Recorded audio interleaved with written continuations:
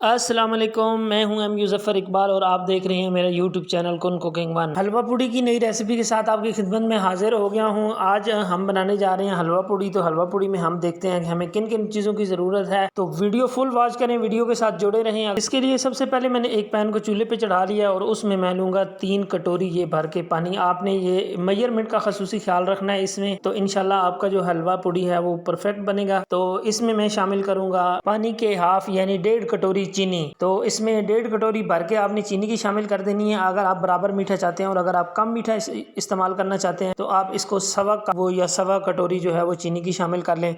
तो इंशाल्लाह आपका मीठा जो है बिल्कुल परफेक्ट बनेगा, लाइट वाला मीठा बनेगा। अगर आप चाहते हैं कि बराबर मीठा हो तो उसके लिए आपको 1.5 कटोरी आपने लाजमी इसमें शामिल करनी है। तो यहाँ पे हम इसको थोड़ी देर के लिए चीनी जो है वो मेल्ट कर लेते हैं। हमने इसका शीरा नहीं बनाना, हमने जस्ट इसका चीनी मेल्ट करनी है इसके अंदर। तो यहाँ पे मेरे पास है इलायची 2 अदद मैंने ली है। इनका मुंह खोल के इसके अंदर दाने डाल दिए हैं, बाद में छिलका इसका उठा लेंगे जब इसका फ्लेवर इसमें शामिल हो जाएगा। इतनी देर के लिए हम पकाते हैं कि इसका चीनी जो है वो बिल्कुल मेल्ट हो जाए। Hey there. Subscribe to my channel and also press this bell icon.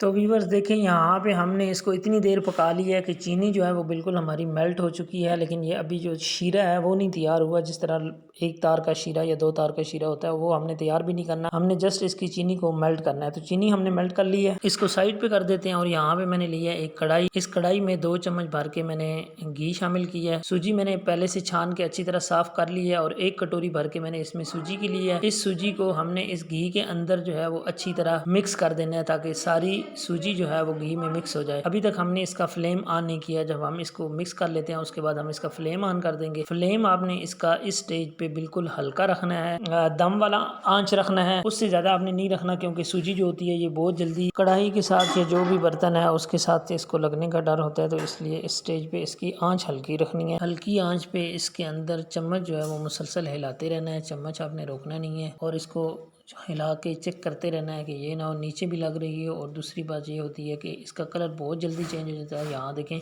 नीचे से इसका कलर चेंज होना शुरू भी हो गया। जस्ट इसको अभी 2 से 2.5 मिनट हुए हैं। तो इसको हमने कुल पकाना ही 2.5 से 3 मिनट है। 3-4 मिनट के अंदर अंदर जो है वो इसका कलर चेंज हो जाता है। तो यहाँ पे हमारी सूजी का जो कलर है वो भी चेंज होना शुरू हो गया और इससे बड़ी ज़बरदस्त किस्म की खुशबू भी उठना शुरू हो गई है। सूजी हमारी पककर रेडी हो चुकी है।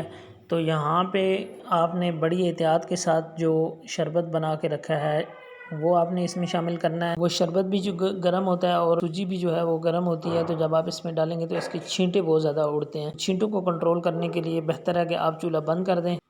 यहाँ पे मैंने इसमें शामिल कर दिया है शरबत। तो शरबत शामिल करने के बाद आंच मैं इसकी थोड़ी सी बढ़ा दूंगा, मीडियम टू हाई।